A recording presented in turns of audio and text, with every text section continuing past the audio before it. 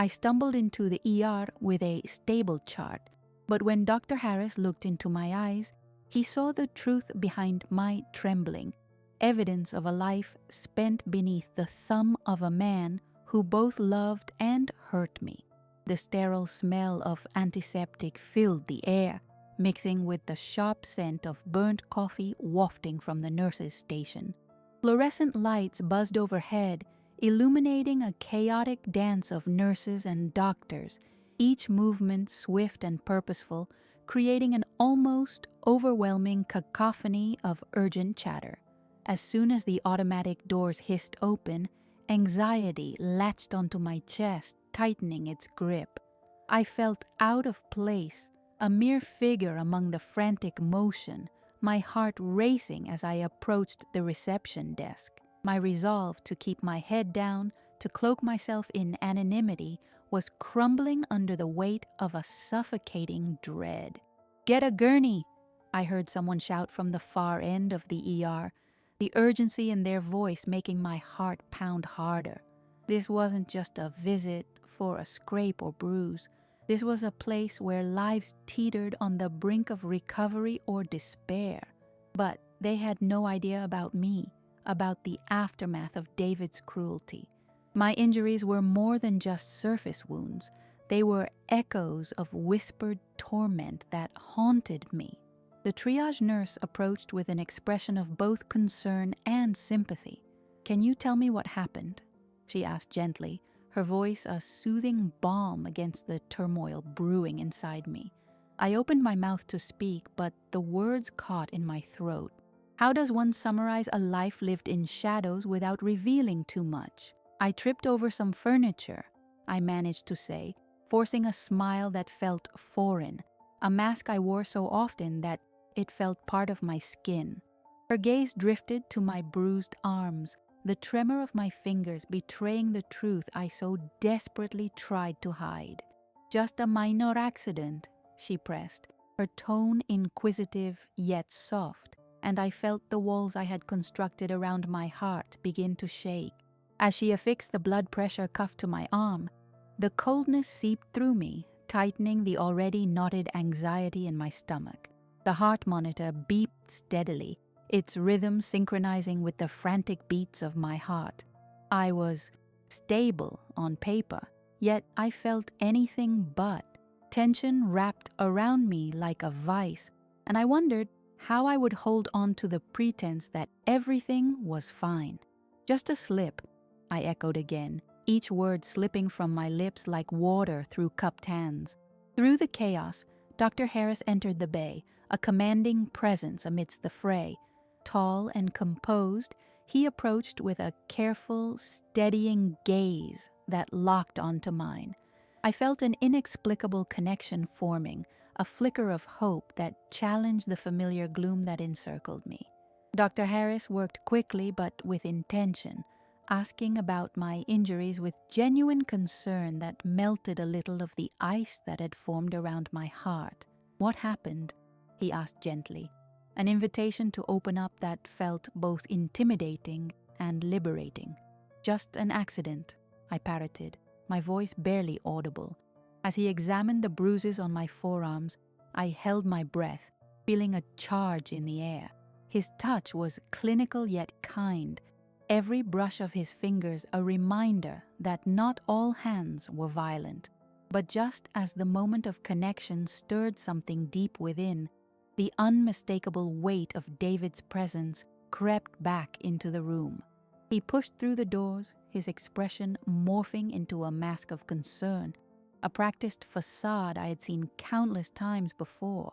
"Sweetheart, I was so worried," he called, his voice smooth as honey, hiding the poison beneath. In response, Dr. Harris's posture shifted, creating a barrier between us. "I need you to wait outside," he said firmly, his tone a shield against David's insincerity, projecting an authority that made my heart flutter with a hint of gratitude. Watching David's betrayal unfold sent knots of dread spiraling in my stomach. This was the moment where my past collided with my present, where I hoped for a reprieve from years of control and manipulation. As the door closed behind him, I felt something crack within me, a sliver of hope poking through the cocoon of fear I had woven around my life. Dr. Harris looked back at me, his eyes softening as he continued his examination. I could no longer help but wonder if perhaps I was finally being seen, not as David's wife, but as a woman deserving of safety and respect. That connection grew stronger with each passing moment, and as my psyche softened in response to his presence, I found myself yearning for the elusive sense of safety I had all but forgotten. In that chaotic ER, amidst the bustling whirl of nurses and medical equipment, I was beginning to grasp that my survival would not just depend on physical healing. It would require confronting the truths that had shadowed my life, releasing myself from David's clutches, and perhaps, just perhaps, with Dr. Harris by my side, I could find the courage to step into the light. The fluorescent lights buzzed overhead as I settled into the medical bay, my heart still racing from the tension of David's intrusion. Dr. Harris returned, his professional demeanor masking the concern that flickered in his eyes. "Let's take a closer look at those bruises," he said, his gaze scanning my arms, searching for the story behind my injuries. I held my breath as he gently palpated my forearms, a sharp flare of pain reminding me of David's rage. "Just a fall, right?" I replied, my voice shaky. I was desperate to maintain my facade, to convince myself that I could keep my past under wraps for just a little longer. "I know it hurts," Dr. Harris continued, his tone soft and reassuring. "But if we're going to help you, you need to be honest with me." For a second, I felt vulnerable under his steady gaze, an urge to break free from the mask I wore, to spill the truth that had been choking me for years. "It was just an accident," I insisted, my voice growing weaker. I couldn't let him inside, couldn't let anyone see the truth of how deep the wounds went. The tension in the room crackled between us when the door opened just then. Sarah, a nurse I recognized from a previous visit, stepped in and instantly brightened the atmosphere with her warm smile. "Hey, I brought some coffee," she said, holding out a steaming cup. "Thought you might need it." I accepted the cup gratefully, the warmth grounding me as the scent of roasted beans filled the air, offering a brief respite from the cold sterility of the ER. Sarah's kind eyes darted between me and Dr. Harris, and I sensed the unspoken connection between them, a shared understanding of the situation. "Is everything all right in here?" she asked, her smile fading slightly as she assessed our energy. "Just routine," Dr. Harris replied, the calm authority in his voice masking the concern that underlay his words. As Sarah settled beside me, the atmosphere shifted. Their shared commitment to my well-being laid the groundwork for the trust I feared to extend. I glanced at Dr. Harris, noting the tension in his jaw as he continued the examination, his fingers probing gently but firmly. Each movement felt charged. I longed for safety while grappling with my instinct to retreat. "Your bruises tell a different story," Dr. Harris said after a moment, his voice steady, almost pleading. "I need you to be truthful. If something is hurting you, you need to speak out." His concern felt like a lifeline, but the walls I'd built around myself felt insurmountable. "I don't need pity," I retorted defensively, instinctively preparing to shield myself from his probing questions. Anger flared briefly, a reaction rooted in years of feeling powerless. "Not pity, just care," he replied, the gentleness in his voice catching me off guard. It was different, more than I was used to from anyone, especially from a man. "Sarah, can you give us a moment?" he asked, a soft command that made the air shimmer with unspoken tension. I could feel the weight of unsaid words in the space they left behind as Sarah stood, not before offering me one last encouraging smile. As the door closed, the silence between us magnified, and I fought to maintain composure. "I can't. What if he finds out?" Panic laced my voice, twisting my insides. I felt exposed, as though he could see every wound hiding behind my skin. "Listen," he urged, leaning in slightly, his eyes fierce yet compassionate. "If someone is hurting you, I can help, but I need you to trust me." I bit my lip to suppress the emotions bubbling beneath the surface. Trust felt like a distant notion, a luxury I no longer believed I could afford. Yet, in Dr. Harris's gaze, I sensed something I hadn't felt in years. Hope. Just a flicker, but hope nonetheless. "I want to be safe," I finally admitted, the words tumbling out before I could call them back.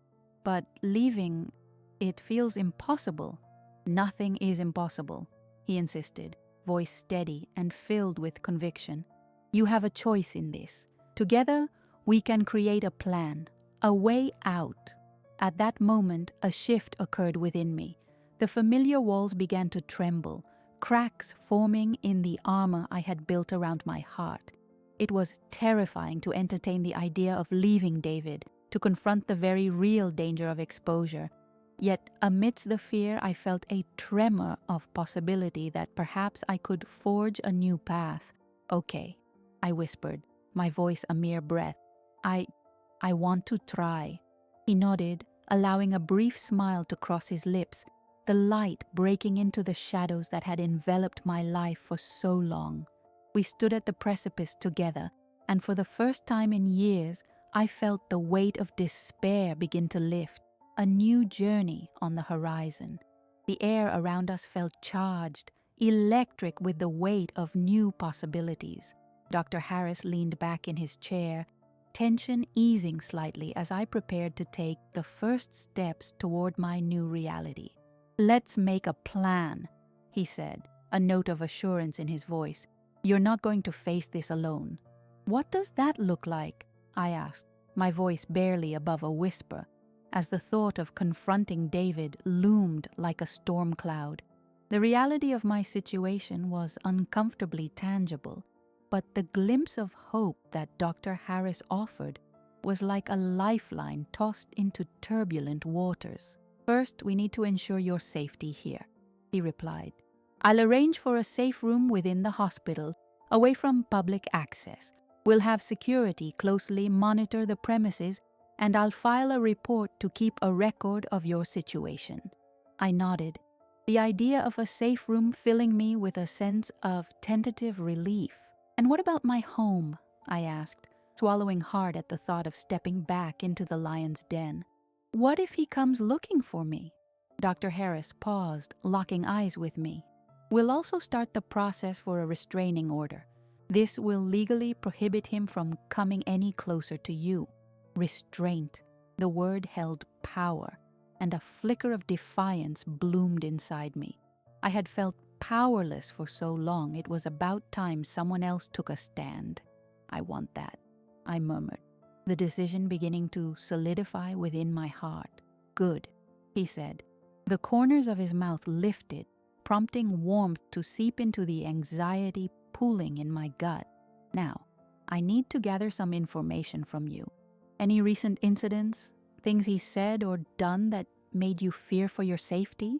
Just thinking about it caused waves of dread to crash over me again. "He gets angry over little things," I began, trying to suppress the tremor in my voice.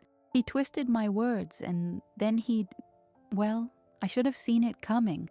I closed my eyes momentarily, reliving the sensations of his hands gripping my wrists, cold and possessive. A shudder ran through me. "But he gets physical during arguments, never with anyone else?" Dr. Harris nodded, his expression resolute.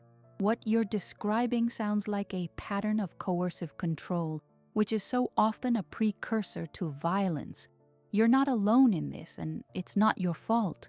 Hearing my experience validated felt like a balm, soothing the raw edges of my memories. "I don't want to be weak anymore," I asserted quietly, though doubt still lingered over my resolve. "It's just hard, talking about it. We'll take it step by step and you can share whatever you feel comfortable with," he reassured me. "It's not weak to ask for help. It takes strength to reach out." Each word dripped with meaning, settling in like anchors to a turbulent sea. I managed a shaky breath, feeling raw, but somehow empowered. How do I tell the authorities everything? I questioned. What if I'm not believed? I'll be with you, he replied, and I can help connect you with a social worker who specializes in these situations. They'll walk you through the process. A social worker? The thought roused my uncertainty again. I don't want anyone else involved. Sarah, the more support you have, the stronger you become. You don't have to shoulder this alone anymore. His gaze held mine firmly, eyes filled with compassion that felt almost palpable. A hesitant smile tugged at my lips. I guess it's just scary knowing I'll have to face him eventually. Dr. Harris leaned closer, his tone dropping. For now, let's focus on the safety plan.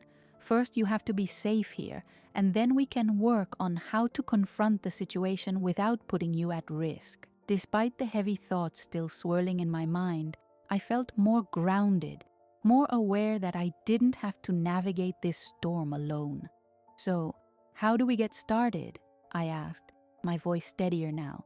I'll get started on arranging the safe room and contact security, he said, not missing a beat. I'll also begin drafting the necessary paperwork for the restraining order.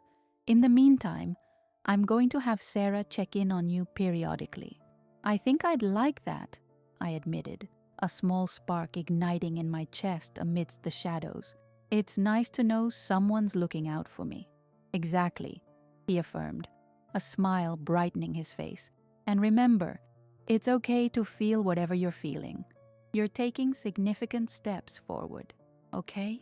I breathed, letting the sense of possibility swell within me. Together, I thought, a newfound resolve threading through my mind. We can do this. Just then, there was a soft knock on the door before it creaked open slightly. Sarah peeked in, her warmth flooding back into the space. How's everything going in here? She asked, her voice cheerful and instantly dissolving some of the tension. Everything's going well, Doctor, Harris replied, gesturing for her to come in. Sarah, I'd like you to help Sarah with some of the documentation. Absolutely. It'll be good to have another person in your corner, she said brightly, settling beside my bed. I looked at her, feeling a tentative warmth toward this unexpected ally. Thank you for being here. Anytime, she said, her smile mirroring the light I felt cracking through my shadows. I could see her genuine concern and commitment, and it made me realize I didn't have to walk this path alone. As we began to dive into details about the safety plan, a sense of camaraderie began to blossom. I could see how small actions were starting to galvanize my spirit, piecing together a plan that I had never thought possible. With the inkling of hope blooming, my heart strengthened by Dr. Harris and Sarah's unwavering support, I could feel the storm of my past beginning to subside, replaced by an undercurrent of resilience. The path ahead was still fraught with uncertainty, but now it seemed feasible, as if I might finally carve out a future that was truly mine. The beeping of the heart monitor created a steady rhythm, a reassuring backdrop to the whirlwind of changes I was experiencing. Each day spent in the hospital brought a sense of newfound clarity. I was becoming accustomed to the bustle of nurses, the scent of antiseptic, and the mix of distant chatter echoing through the hallways. Dr. Harris continued to check in regularly, each visit marking the metamorphosis of my feelings from helplessness to agency. One afternoon, as he entered the room, he carried a stack of papers that felt like precious artifacts of progress. Ready to continue our work? He asked, his tone casual yet encouraging. Absolutely, I replied, determined to seize the momentum. The thought of collaboration fueled my eagerness. Good, he said, settling into the chair beside my bed. I've arranged for you to meet Rebecca, our social worker specializing in domestic violence cases.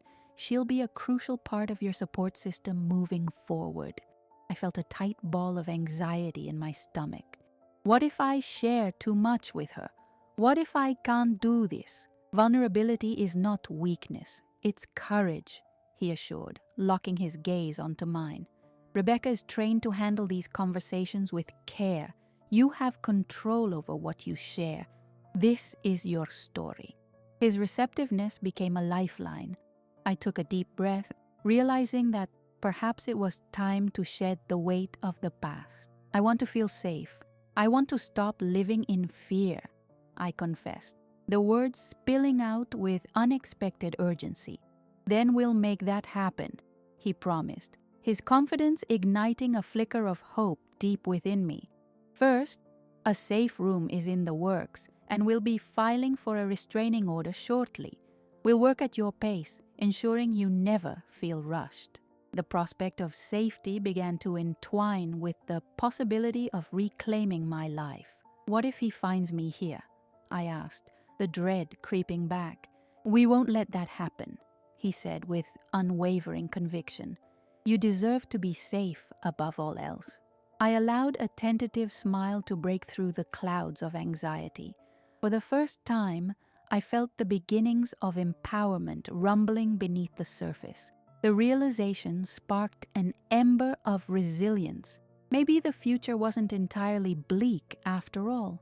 Later that day, the door opened with a gentle knock and Sarah popped her head in, her enthusiastic demeanor flooding the room.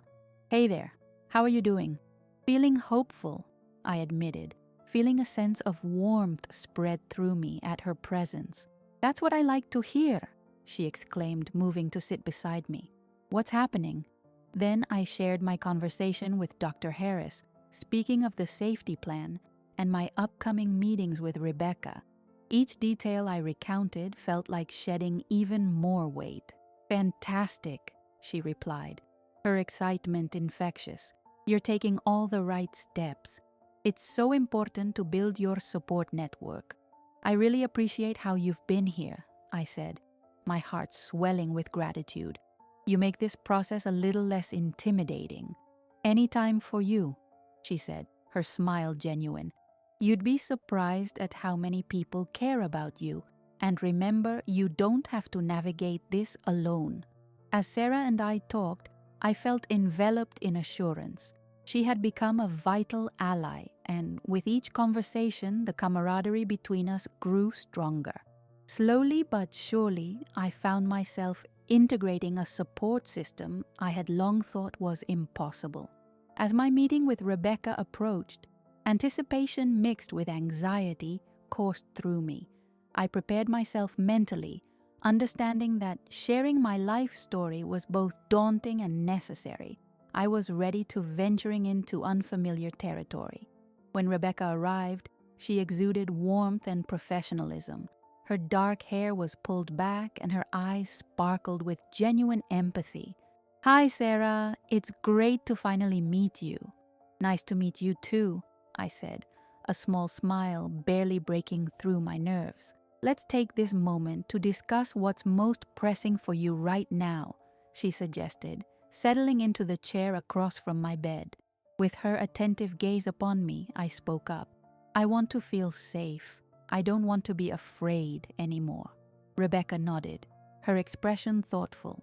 Safety is paramount. You are deserving of that feeling. As the conversation drew on, I gradually unburdened myself. I recounted my experiences, sharing the pain, confusion, and lingering fear that had haunted me for so long. Rebecca listened intently, her silence a comforting presence, allowing me to articulate truths I had buried. Time slipped by unnoticed as I began to realize that this moment was a turning point. With each word spoken, I felt weight lifting, a process of reclaiming pieces of my life that had been overshadowed for years. When Rebecca stood to leave, she paused, looking at me with a knowing smile. You're braver than you realize, Sarah. Remember, you're not alone in this. The warmth of her words washed over me like a soothing balm. I felt lighter, the embers of hope igniting within my chest, daring to break free of despair. As she exited, The importance of support crystallized in my mind, a powerful network forming around me. Days turned into a routine of therapy, support meetings, and conversations with Dr. Harris and Sarah. The feeling of fortitude deepened. I learned that healing wasn't linear. It was a process filled with ebbs and flows. With each passing day, I could feel the layers of isolation peeling away. The anxious grip of my past began to fade, replaced by a resolute determination to take control of my future. I may have started this journey wrapped in fear, but I was gradually blossoming into the person I had once hoped to be. This was only the beginning. I was ready to confront the storm ahead and reclaim the life I deserved. Slowly, I was realizing that I would emerge not just as a survivor, but as someone ready to thrive. As the days rolled on, the sterile walls of the hospital felt increasingly familiar. Each morning, I woke to the melodious beeping of machines, a mechanical reminder that I was still here, still fighting. But I was also growing restless. The safety of the hospital felt like a double-edged sword. The isolation was starting to take its toll, the weight of waiting pressing down on me. I had avoided confronting the looming specter of David, the man who had built my prison brick by brick. The thought of him finding me, of facing him, filled me with dread, a suffocating ghost tightening its grip around my throat. It was on a particularly restless night that I was jolted from sleep by the frantic beeping of an alarm somewhere down the hall. I flinched, heart racing, as memories of confrontations with David flooded my mind. Those flashbacks were often more vivid at night, shadows of my past creeping into every crevice of my thoughts. "Breathe, Sarah," I murmured to myself, focusing on the rhythm of my breath to push the fear back down. The next morning, during my daily check-in with Dr. Harris, I decided it was time to address what I had been avoiding, the looming threat of David. I could feel the tension coiling in my stomach as I recounted my fears to him, every word pulling me closer to confronting the reality that had made me retreat into silence. "Let's formulate a plan. We can't avoid this forever," he said, his gaze steady and supportive as he listened to my anxieties. "It's better to prepare for his potential reaction rather than just wait for it to happen." I nodded, heart pounding at the thought. What if he finds out I'm here? What if he... "Sarah," he interrupted gently, his voice firm but soothing. "We are taking every precaution. The hospital has security measures in place. Your safety is our priority, but we do need to talk about what will happen if he tries to reach you." The thought caused a dizzying array of emotions to wash over me: fear, anger, and a flicker of defiance. I know it's not just about staying hidden. I need to take a stand. I can't let him keep controlling my life. A ghost of a smile flickered on Dr. Harris's face. "That's the spirit. You're reclaiming your narrative, Sarah. We're here to help you craft your next chapter." As we discussed strategies, I felt a lighter burden lifting.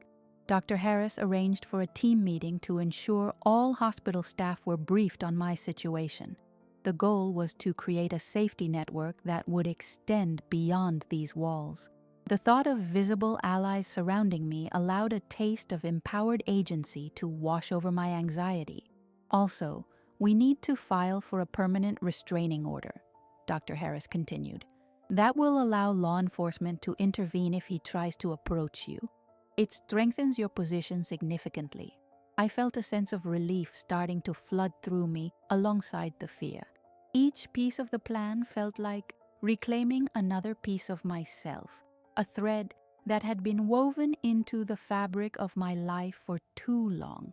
By facing these monsters head-on, perhaps I could finally begin to sew together a narrative that was truly mine. Later that day, the sun spilled through my hospital window, casting a golden glow that felt almost like a promise. I was determined. I would not be a victim any longer. As I prepared for the meeting regarding the restraining order, Sarah stopped by. "You ready for this?" she asked, her tone uncharacteristically serious. I managed a shaky smile. "As ready as I'll ever be. Remember, you don't have to hold back any details. It's vital for your case," she advised, her eyes shining with encouragement. "You're surrounded by people who want to help you." With that in mind, I made my way to the meeting. Rebecca and Dr. Harris flanked me, an unspoken promise of support enshrouding me like armor. The officer assigned to my case was a woman named Detective Lawson, who stepped into the room with an air of calm confidence. As she introduced herself, I felt an instant connection. "What matters most is your safety, Sarah," she said, eyeing my team with a professional authority that immediately put me at ease. As I recounted the instances of intimidation and the patterns of abuse I had suffered, each word drew the terror to the surface, yet it also felt liberating to share my truth. Detective Lawson listened carefully, occasionally taking notes but never interrupting, allowing the weight of my silence to shatter as I climbed higher in assertion. "And you're sure he's aware you're receiving help?" she asked, her brown eyes prodding gently. "I don't know, but I'm terrified he might find out," I admitted, the sharp sting of vulnerability creeping in again. "What if he comes looking for me?" "That's why we're here," she assured me. "We're going to make sure you've got a robust plan in place with security reinforced. If he approaches you, he's trespassing and we'll handle it." That acknowledgement eased some of the tension coiled within me, turning the overpowering dread into a fight or flight response that felt more actionable than paralyzing. I was still scared, but I now felt bolstered by a community ready to back me up. After wrapping up with Detective Lawson, I exited the meeting with a renewed sense of determination surging through my veins. I had taken a significant step. I was not just surviving, I was fighting back.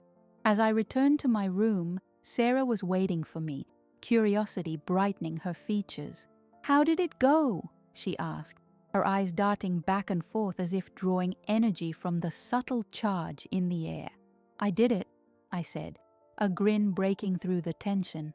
"I shared everything. I think I'm finally starting to step into my own power." "I knew you would," she beamed, her pride infectious. "You're making strides and you can feel it, can't you?" "Yeah," I whispered, almost breathless with realization. "I am, and it feels outrageously freeing." Not long after, I summoned the courage to take some personal steps as well. I contacted some old friends and family members, asking for their support and guidance. Each conversation unfurled layers of the isolation I had suffocated beneath for far too long. In the days that followed, as I navigated the complicated emotions surrounding the restraining order, feelings of empowerment, fear, and hope danced together in a tango of responsiveness. My past no longer held the same grip on me. I had begun to plant seeds for the future I envisioned. With every step forward, I felt the emergence of a woman who was coping with her grief while simultaneously embracing her strength. David's shadow remained present, but the dimming light of his power began to spur my transformation. I was determined to reclaim my life, not just as a survivor, but as someone ready to thrive. The winds of change were sweeping through my existence, and I was ready to embrace whatever came next. The days that followed the meeting with Detective Lawson were charged with a mix of nervousness and anticipation. The impending court date for the restraining order loomed large like a storm cloud hanging low over my head. Each tick of the clock felt amplified, echoing the tight rhythm of my racing heart. I spent hours in my hospital room, oscillating between moments of confidence and spirals of anxiety. Some days, I reveled in the thrill of my newfound power. The narrative was shifting in my favor, and I could finally stand up to David. Other days, I wrestled with paralysis, anxiety gripping my throat as the dread of his retaliation whispered insidiously in my ear. During those turbulent moments, Sarah proved to be an unyielding fortress of support. One afternoon, she arrived with a stack of colorful paper, enthusiasm spilling over. I thought we could use some art therapy to distract ourselves from all the heavier things going on. What do you think? I chuckled softly, the corners of my lips lifting at her determination. Are you suggesting we paint our feelings away like we're kindergartners? Exactly, but with more finesse, she returned, grinning ear to ear. Just think of it as a way to release whatever is stuck inside. I agreed, knowing that any diversion from the looming heaviness would help. As we spread out the art supplies on the small table by the window, I began to feel lighter. With paintbrushes in hand, we began to express ourselves. Each stroke allowed me to release pent-up anxiety, anger, and confusion onto the canvas. Sarah created a burst of colors, energetic and wild, flowing together in a beautiful cacophony that mirrored her vibrant spirit. Inspired by her work, I painted my own canvas with darker hues, a mix of blues and blacks swirled with hints of silver. That looks intense, she commented, watching me paint with fierce determination. It is. I paused, reflecting on my creation. But it also feels cathartic. We talked as we painted, sharing stories about childhood, dreams deferred, and fears we hoped to conquer. I realized how vital shared experiences were amid my personal upheaval. My canvas reflected a storm brewing, yet there was also a sliver of light piercing through the clouds, hinting at hope. After several hours of creative catharsis, we stepped back to admire our work. The room was now illuminated not just by the afternoon sun streaming through the glass, but also by the burst of colors that had transformed our space. I felt lighter. My brush had liberated emotions I'd others wished I could hide. Just as I began to feel the glow of accomplishment, the reality of the upcoming hearing began to creep back in, clouding the moment. "Hey, you okay?" Sarah asked gently, noticing my shift in mood. I took a small breath, and it looms over me like the weight of the world. But I'm determined, and each stroke today was a reminder of my voice. I can finally speak up. "Exactly," she affirmed, sitting beside me and squeezing my arm gently. "You've made it this far. You owe it to yourself to keep pushing ahead." The day of the hearing arrived with an unusual blend of anxiety and determination swirling inside me. As I dressed in the hospital gown that felt like a uniform of both vulnerability and strength, I took a moment before heading to the courtroom. I had made it this far. I was ready to face whatever came next. Dr. Harris accompanied me, his presence providing a steady stream of comfort. "Remember, you're not alone in this," he reminded me softly as I paced in the waiting area outside the courtroom. "We'll work through this together." As we entered the courtroom, I glanced around, taking in the stiff rows of seats filled with people. The judge seated high above us, dishing out authority like it was second nature. Familiar feelings of dread wormed their way into my stomach, but I focused on steadying my breath. It wasn't long before the proceedings started. Detective Lawson sat beside me, flipping through her notes, and I felt steadied by her confidence. I was acutely aware of David's absence in the room, but his presence lingered in my mind. A chill swept through me at the thought of him appearing unannounced, like the phantom he had become. I sat up a little straighter as the judge called us to order, creating a barrier between me and the emotions creeping in. The proceedings began with Detective Lawson presenting the details of my case, recounting instances of intimidation that made my skin prickle. As the words flowed, my nerves transformed into determination. For the first time, I felt like my story was being told, The darkness I had lived through unspooled in the stark daylight of the court. The tension seeped into every corner of the room as she spoke about the chain of events that led me to seek help. I could see some of the onlookers exchanging looks, their expressions shifting from indifference to concern. A light was breaking through the fog. His behavior escalated to threats, Lawson explained, her voice steady. And Sarah deserves to live without fear, without constantly looking over her shoulder. There it was, my narrative, being heard and validated in an unforgiving space. I could feel my heart pulse with a sense of reclamation, a bitter sweetness filling the room as I realized the power of standing in my truth. The judge took notes, and I could barely breathe as I awaited the verdict.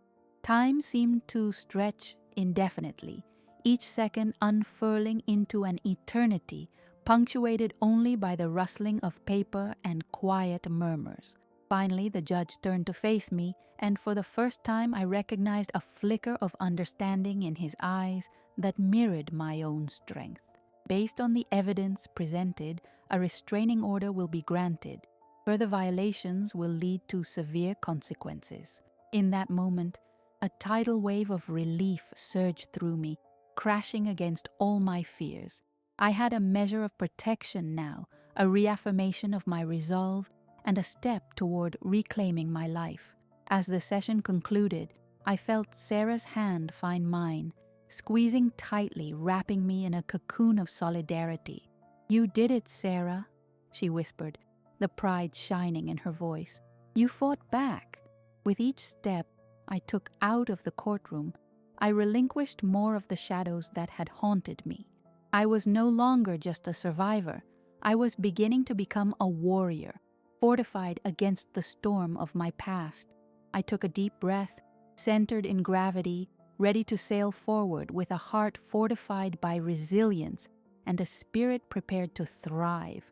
The battle was far from over, but I knew I was equipped for whatever came next. The winds of change were in my favor. The days following the court ruling were a whirlwind of emotions.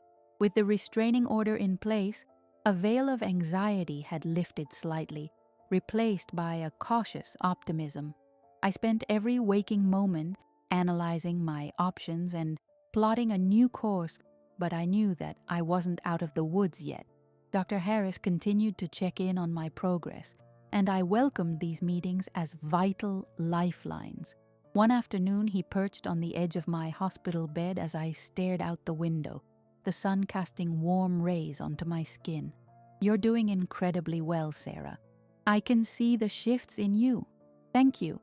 It feels surreal," I admitted, my voice heavy with a mix of relief and uncertainty.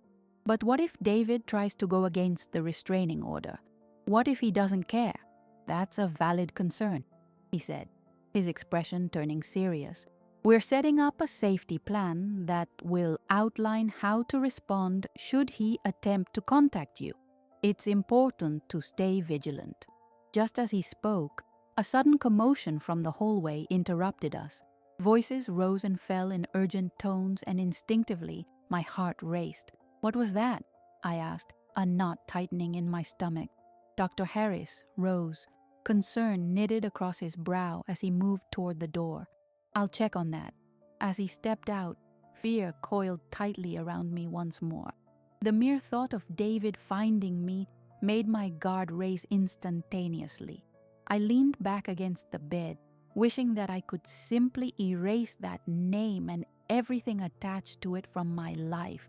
Dr. Harris returned a minute later, his demeanor calm but serious.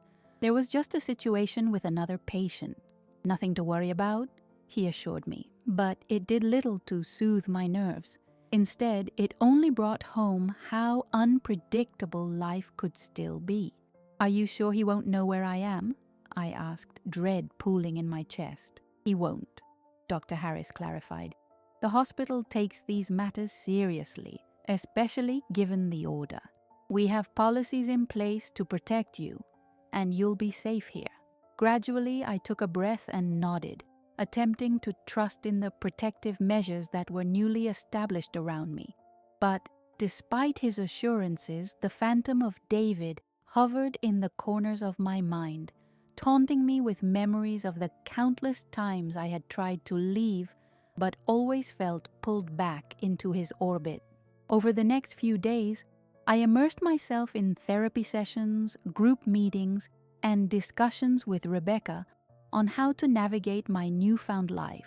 There was strength in numbers, and connecting with others who had experienced similar journeys fortified my path.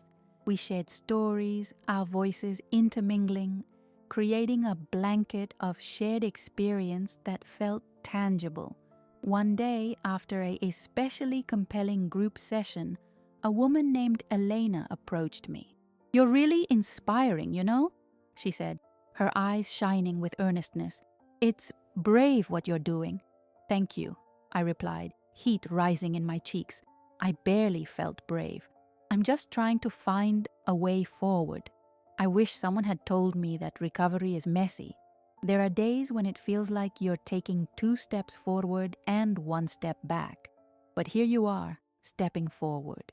She smiled warmly, offering a lifeline of validation, and for a moment my heart softened with her kindness. "Can I ask how long you've been here?" I asked, wanting to delve deeper into her story. "It'll be 2 months next week," she said, her voice laced with resolve. "And I can tell you, it gets better. You just have to keep fighting for it." Elena's encouragement resonated with me as I embarked on the next chapter of my journey. Each encounter, every word exchanged, added strength to my armor. Yet the shadows of my past still trailed closely behind, reminding me that real change requires effort. To further solidify my resolve, I began to engage in self-care practices. I took long walks down the hospital corridors, allowing my thoughts to quieten as I soaked in the vibrant chaos of life around me. The fluorescent lights buzzed overhead and laughter echoed from the family lounge. These small reminders of normalcy grounded me, highlighting the tiny joys waiting outside my bubble of fear. Then came the day I had been both anticipating and dreading. The meeting where I would finalize my plans for future housing and support. The idea of stepping into the world again, while thrilling, ignited a whirlwind of anxiety deep within me. Rebecca guided me through the meeting, gently pushing me to articulate what I wanted for my future and how I wished to be supported during this transition. "We'll plan for every detail, Sarah. You're not alone in this," she reminded me, helping me foster a mental image of what life could look like outside the hospital's protective walls. "We're looking at a shelter that offers not only a roof over your head, but also resources for employment, counseling, and a strong support network," she explained, her tone both practical and reassuring. "What if it's not safe?" I questioned, the anxiety creeping back in. "It will be. We've vetted the location, and I'll ensure you're briefed on safety strategies before you move in. The key is to ease into this next phase at your own pace," Rebecca replied, her eyes encouraging me to trust the process. After the meeting concluded, a mixture of exhilaration and trepidation coursed through me. I spoke to Sarah later that day about everything I had learned. "I can't believe I'm really considering leaving," I said, exhilaration bubbling within me. "You are ready," Sarah insisted, beaming with pride. "Each step is a declaration of your independence. Think about all the obstacles you've already overcome. Now, picture the you that's waiting out there, the one ready to take on the world on her own terms." Her words sliced through the tension that weighed heavily on my chest, awakening a sense of courage I had forgotten lived within. There was a flicker of possibility igniting within me. Yet, just as I felt the winds in my favor, doubt lurked quietly in the shadows. What if it all fell apart? What if David found me? But I recognized then that dwelling in fear would no longer serve me. A new mantra formed in my mind. I am strong. I am resilient. I am in control of my choices.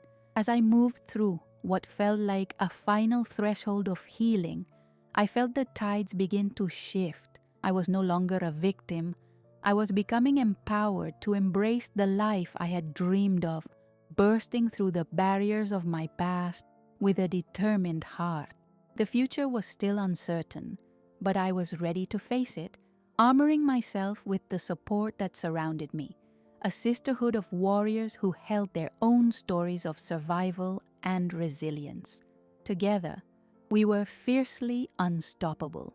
3 years later, I stood outside a bustling community center, the air rich with the aroma of fresh coffee and the joyful laughter of children. I could hardly believe how far I had come from the frightened woman who once walked through the hospital doors, burdened by her past. Now, as a community advocate, I helped women break free from the shadows that once surrounded them. Each workshop I facilitated reignited the fire within me, a powerful reminder that resilience could emerge from the darkest experiences. "Sarah!" Elena called out, her face brimming with excitement as she approached. "Are you ready for today's workshop?"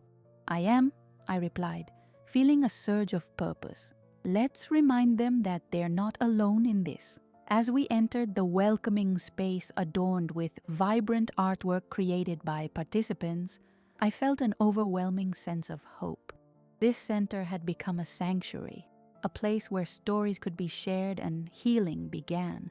"Today, we'll focus on setting boundaries," I announced to the group, my heart swelling as women gathered around. "Knowing your worth is crucial to recovery. It's time to reclaim your space." As the session unfolded, I witnessed transformation. Voices rose as we exchanged laughter, tears, and affirmations of our shared strength. Each woman began to articulate what she deserved, rising from a place of vulnerability to empowerment. After the discussion, I noticed a young woman sitting quietly, her eyes clouded with hesitation. "Hey, I'm Sarah," I said softly, approaching her. "Is there anything you'd like to talk about?" Surprise flickered in her eyes. "I don't know where to start," she admitted. "That's okay. Just take it one step at a time. You're safe here." I smiled, feeling a swell of empathy for her. As the day concluded, I took a moment to breathe in my surroundings. The shadows of my past whispered occasionally, but they no longer held power over me. With the tools I had acquired, I was not just surviving. I was a beacon of hope for others. Stepping outside into the warm sunlight, I recalled the mantra that had become part of my identity. I am strong. I am resilient. I am in control of my choices. As I looked toward the path ahead, I was ready to continue my journey. With my community of warriors at my side, I felt unstoppable. We would reclaim our narratives together, one empowering act at a time.